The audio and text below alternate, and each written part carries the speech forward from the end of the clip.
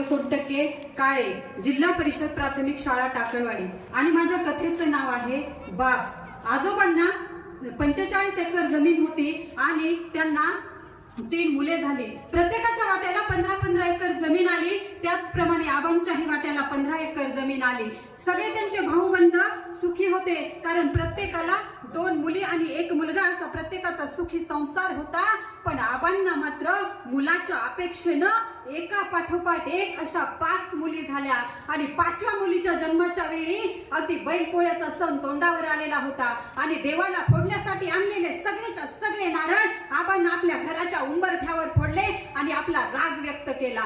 त्याच वेळी आबाच्या मित्रांना आबांना सल्ला दिला की तुम्हाला जर मुलगा हवा असेल, वंशाला दिवा पाहिजे असेल, तर तुम्ही दुसरं लग्न करा. आणि आबांनाही ते म्हणणं पटलं. त्यांनी दुसरं लग्न केलं. आबांच्या पहिल्या पत्नीचं नाव शांताबाई, तर दुसऱ्या पत्नीचं नाव संगीताबाई असं होतं. आणि आबांच्या नवसाला देव पावला. आबाचं गाऱ्हाणं देवानं ऐकलं. आबाच्या वंशाला दिवा लागला, म्हणजेच आबाला पुत्र प्राप्ती झाली. आणि आबानं सगळ्या गावभर साखर वाटली आणि आपला आनंद व्यक्त केला. सगळं काही आनंदात चाललं होतं. आबांच्या दोन्ही पत्नी सुखानं संसार करत होत्या. सगळं आनंदात होतं. पण त्याच वेळेस आबांच्या एका पाठोपाठ एक मुली लग्न योग्य होत होत्या. म्हणजे एका पाठोपाठ एका मुलींचं शिक्षण, मुलींचं लग्न, लग्नामध्ये पाहुण्यांचा मान सन्मान आणि हुंडा देऊन लग्न करणं आणि त्यानंतर मुलींची बाळंतपण, या सगळ्या गोष्टीमध्ये आबांच्या संसाराला हळूहळू उतरती कळा लागली आणि आबा कर्जबाजारी होऊ लागले. आबांच्या 3 मुलींचे लग्न झाले. पण 3 मुलींच्या लग्नानंतर मात्र आबांच्या आयुष्यामध्ये एक वाईट घटना घडली. आबा आणि त्यांच्या दोन्ही पत्नी शेतात कष्ट करत होत्या. पण एके दिवशी आबांची पहिली पत्नी म्हणजे शांताबाई ही तब्येत बरी नाही म्हणून शेतातून घराकडे निघाली. आणि घराकडे जात असताना रस्त्यामध्ये ओढा होता. तो ओढा तिनं कसा बसा पार केला आणि ओढ्याच्या पलीकडे गेली. तेवढ्यात ती चक्कर येऊन खाली पडली आणि एक शेजारी घराकडून शेताकडे निघाली होती. तिनं पाहिलं, आवाज दिला, बाई, ओ बाई, शांताबाई, काय होतंय तुम्हाला? पण शांताबाईनं हो नाही की चू नाही केलं. आणि त्या शेजारणीच्या लक्षात आलं की शांताबाई बेशुद्ध पडली. तिनं आजूबाजूला पाहिलं, इकडे तिकडे पाहिलं, पण तिला कुणीच दिसलं नाही. म्हणून तिनं कसं तरी ओढत फरफटत शांताबाईला घरापर्यंत पोहोचवलं. आणि ही बातमी हा हा म्हणता सगळ्या गावभर पसरली. जो तो शांताबाईला पाहायला येऊ लागला, जो तो हळहळ व्यक्त करू लागला. तेवढ्या ते गर्दीतून एक गृहस्थ पुढे आला आणि तो म्हणाला, अरे, तरी मी खूप वेळा सांगत असतो की त्या ओढ्यापासून जपून येत जा म्हणून, कारण ते ओढ्यापाशी भूत आहे. आणि शांताबाईला नक्कीच भूतानं झपाटलं असणार.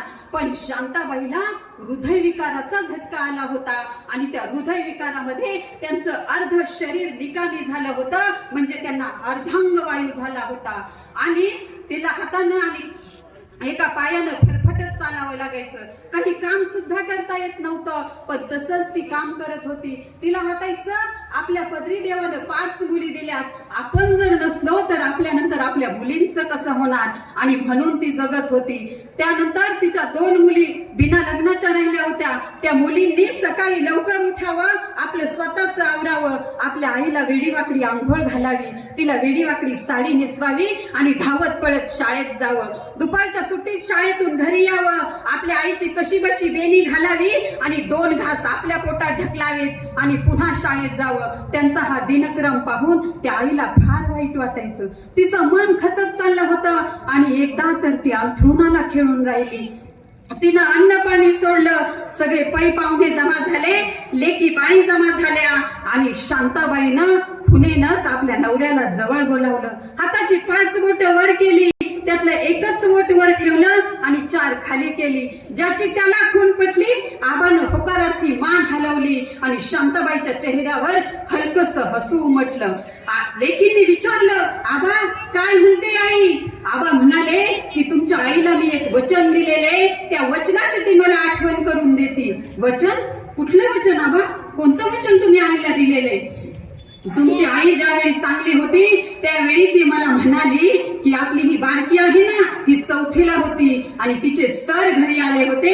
ते तुझ्या आईला सांगत होते की तुमची मुलगी फार हुशार आहे, तिला खूप शिकवा, तिला स्वतःच्या पायावर उभी करा, एक दिवस ती तुमचं नाव नक्की मोठं करेल. आणि त्यावेळी तुमची आई मला म्हणाली होती की अहो उभ्या आयुष्यात मी तुमच्याकडे काहीच मागितलं नाही, एखादा दागिना मागितला नाही की मला नवीन लुगडं मागितलं नाही, पण या वेळेस मात्र मी मागते आपल्या त्या बारकीला तेवढं शिकवा आणि मी गेल्यानंतर माझ्या मुलींना अंतर देऊ नका, एवढंच मी मागते. आणि त्या वचनाची ती मला आठवण करून देत होती म्हणून मी मान हलवली. लेकींना गहिवरून आलं, आपल्या बापानं आपल्या आईला वचन दिलंय, पण ते वचन तो पूर्ण करू शकेन का? कारण आपली परिस्थिती तर अशी आहे म्हणून लेकींना गहिवरून आलं. तो दिवसही गेला, दुसरा दिवस उजाडला. जानेवारी महिन्यातला 7 जानेवारीची तारीख होती. संक्रांत अगदी 7 दिवसावर येऊन ठेपली होती आणि सोमवारी पहाटेच्या वेळी त्या आईनं या जगाचा निरोप घेतला. ती आई हे जग सोडून गेली. लेकींनी आई ग म्हणून हंबरडा फोडला, त्यांना आभाळ कोसळल्यासारखं झालं आणि धरणी माय जागा देईना असं झालं. कारण प्रत्येक मुलीला आई हवी होती. प्रत्येक मुलीच्या आईनं प्रत्येक मुलीला त्या आईनं आपल्या 9 महिने पोटात वागवलं होतं. प्रत्येक मुलीच्या वेळेस त्या आईनं तेवढ्याच हालअपेष्टा सहन केल्या होत्या. प्रत्येक मुलीच्या वेळेस तिनं तेवढ्याच कळा सोसल्या होत्या. म्हणून प्रत्येक मुलीला आई हवी होती. परंतु ढगाआड गेलेला सूर्य पुन्हा दिसतो, पण मातीआड गेलेली आई परत कधीच दिसत नाही. अहो स्वामी तीही जगाचा, आई बिना भिकारी. ही आई हे जग सोडून गेली. आई वाचुनी पोर वेगळे, नाते तुटले पार, मावळला आधार आईचा, मावळला आधार. खेळविले तू तुझ्या खुशीत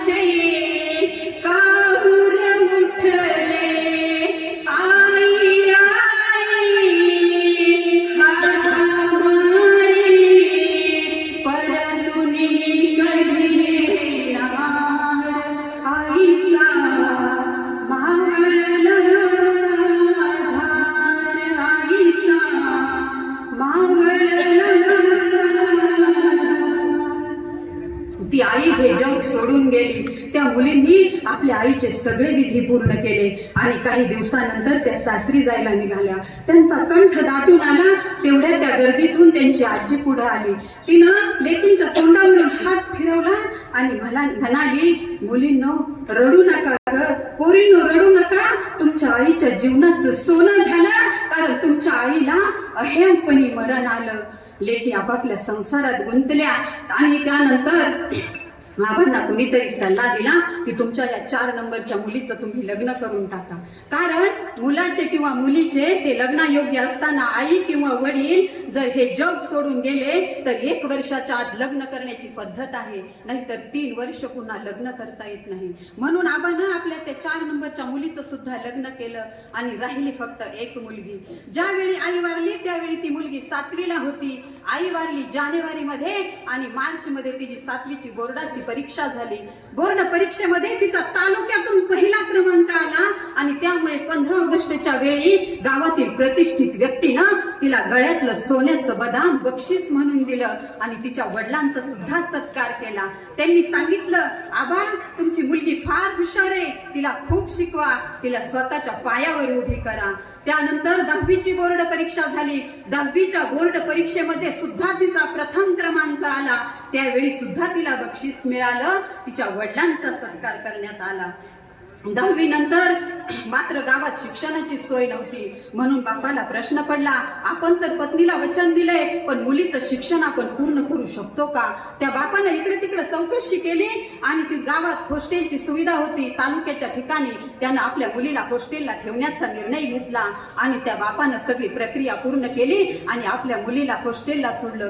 ती मुलगी हॉस्टेलच्या रूम मध्ये गेली, पण हॉस्टेलच्या रूम मध्ये गेल्यानंतर मात्र ती मुलगी रडू लागली. कारण तिला वाटलं आपल्याला रडताना आपल्या बापानं पाहिलं तर आपल्या बापाला वाईट वाटेल, म्हणून ती रूम मध्ये बसून रडत होती. पण त्याच वेळेस त्या हॉस्टेलच्या दारात बसून तिचा बाप ढसाढसा रडत होता.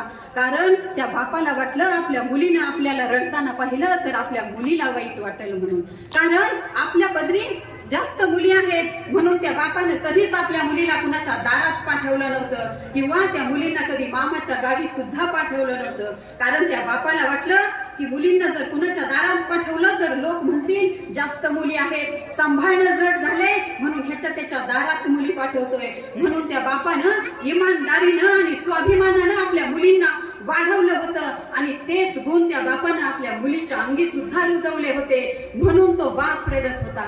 कारण प्रत्येक मुलीसाठी तिचा बाप हा जगातील सर्वात श्रीमंत व्यक्ती असतो आणि प्रत्येक बापासाठी त्याची मुलगी ही आसमानी परी असते. म्हणून त्या बापानं आपल्या मुलीचं शिक्षण पूर्ण केलं. पहिल्याच प्रयत्नात तिचा DED ला नंबर लागला.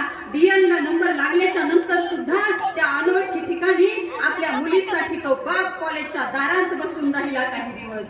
DED नंतर CET ची परीक्षा निघाली आणि ते CET च्या परीक्षेमध्ये पहिल्याच प्रयत्नात ती मुलगी नोकरीला लागली. त्या बापाला फार आनंद झाला. त्यानं गावभर पेढे वाटले, माझी मुलगी नोकरीला लागली, माझी मुलगी नोकरीला लागली. नोकरीला लागल्याच्या नंतर सुद्धा त्या शाळेच्या दारात अनोळखी ठिकाणी आपल्या मुलीसाठी त्या बापानं उपाशी तपाशी दिवस काढले. आपल्या मुलीला पोटभर खाऊ घातलं, पण स्वतः मात्र उपाशी राहिला. कारण एवढे दिवस बाहेरचं घेऊन खाणं एवढी त्या बापाची ऐपत नव्हती, म्हणून तो स्वतः उपाशी राहिला आणि आपल्या मुलीचं शिक्षण पूर्ण केलं. आणि काही दिवसानंतर त्या बापाच्या मनात विचार आला की आता आपण आपल्या मुलीचं लग्न करून टाकावं. त्यासाठी तो स्थळ शोधू लागला. कारण बाकीच्या मुलींच्या वेळेस त्या बापानं कित्येकाचे उंबरठे झिजवले होते, पण ह्या मुलीच्या वेळेस मात्र कित्येकांनी त्या बापाच्या घरचे उंबरठे झिजवले. कारण त्यांची मुलगी नोकरीला होती. त्या बापाला वाटलं नोकरीवाली मुलगी जर घरात ठेवली जास्त दिवस तर लोक म्हणतील की मुलीचा पगार येतोय म्हणून बाप तिचं लग्न करत नाही आणि लोकांचं हे बोलणं नकोय मला. म्हणून त्या बापानं मुलीचं लग्न करण्याचा निर्णय घेतला. लग्नामध्ये त्या बापानं आपल्या मुलीला अगदी लहान सहान गोष्टीपासून सगळ्या वस्तू दिल्या आणि त्या मुलीचं मोठ्या थाटामाटात लग्न करायचं ठरवलं. लग्नाचा दिवस उजाडला. लग्नाच्या आधी तो बाप आनंदाने उड्या मारत होता आणि प्रत्येकाला सांगत होता माझ्या शेवटच्या मुलीचं लग्न आहे, माझ्या शेवटच्या मुलीचं लग्न आहे, माझी मुलगी नोकरीला आहे आणि मला जावई सुद्धा नोकरीवाला मिळालाय, मला जावई सुद्धा देव माणूस मिळालाय. म्हणून तो बाप साऱ्या गावात सांगत होता. पण लग्नाच्या दिवशी मात्र तो बाप शांत शांत होता. लग्नाची वेळ जवळ आली, लग्न घटिका समीप आली आणि त्या बापाला आपल्या मुलीचं बालपण आठवलं आणि त्याच वेळेस त्या बापाच्या कानावर शब्द पडले, सोहळा थाटला विवाह मंडपी, हर्षला पिता तो आपुल्या अंतरी, सोहळा थाटला विवाह मंडपी, दूर ते बंधू पिता दूर त्या भगिनी, अश्रू हे वाहती आईच्या नयनी, हुंदका नाटक पित्याच्या वदनी, सोहळा थाटला विवाह मंडपी, हर्षला पिता तो आपुल्या अंतरी, लेक तो आईची लक्ष्मी सासूची, आठवण ठेव ग आईच्या गे हा मिळतो पाहावया सासरी सोहळा थाटला विवाह मंडपी. आणि हे शब्द कानावर पडताच त्या बापाच्या मनामध्ये घालमेल सुरू झाली आणि तो बाप भानावर आला. त्या बापानं आपल्या मुलीचं लग्न करून टाकलं. जड अंतःकरणानं आपल्या मुलीची पाठवणी केली. लग्नानंतर सगळं चांगलं होतं. आईच्या सासूच्या रूपानं तिला आई मिळाली, सासऱ्याच्या रूपानं तिला वडील मिळाले, बहीण भावंडांसारखे नणंद आणि दीर होते. सगळं काही सुरक्षित होतं, चांगलं होतं. पण तरी सुद्धा तिला आपला बाप आठवला. आपल्या बापानं आपल्यासाठी हाडाचं काढं केलं, रक्ताचं पाणी केलं, रात्रंदिवस शेतात काबाड कष्ट केलं आणि आपलं शिक्षण पूर्ण केलं. पण आपल्या बापानं आपल्याला कधीच विचारलं नाही की तुला पगार किती आहे म्हणून, किंवा आपल्या बापानं आपल्याकडे कधी 2 रुपयाची मागणी केली नाही. म्हणून तिला आपल्या बापाविषयी वाईट वाटलं आणि त्या बापाला वाटलं की आता आपण मुलींच्या लग्नातून, मुलींच्या जबाबदाऱ्यातून पार पडलो, म्हणून आपण थोडं शांत राहावं. पण तेवढ्यात एक वेगळीच समस्या त्या बापाच्या पुढे आ वासून उभा होती आणि ती म्हणजे त्या बापाचे दोन्ही मुलं लग्ना योग्य झाले होते. त्यांचा मोठा मुलगा MPSC चे क्लास करत होता, पण अगदी 1-2 मार्कावरून हुकत होता, म्हणजे तो अजून नोकरीला लागला नव्हता. आणि छोटा मुलगा आपल्या बापाला शेतीच्या कामात मदत व्हावी म्हणून शिक्षण अर्धवट सोडून शेती करत होता. आणि ज्यावेळी मुलांच्या लग्नाचा प्रश्न निर्माण झाला त्यावेळी मुलीच्या घरचे म्हणत होते की आम्हाला नोकरदार मुलगा हवाय. म्हणून आयुष्यभर इमानदारीने राहणारा निर्व्यसनी बाप, प्रत्येक संकटांशी झुंजणारा झगडणारा बाप, यावेळी मात्र मनानेही आणि शरीरानेही खचला होता. आणि म्हणून तो निष्क्रियपणे आणि निर्विकारपणे आभाळाकडे पाहत उभा होता आणि आभाळाकडे पाहत उभाच होता. धन्यवाद मॅडम. यानंतर मी प्राध्यापक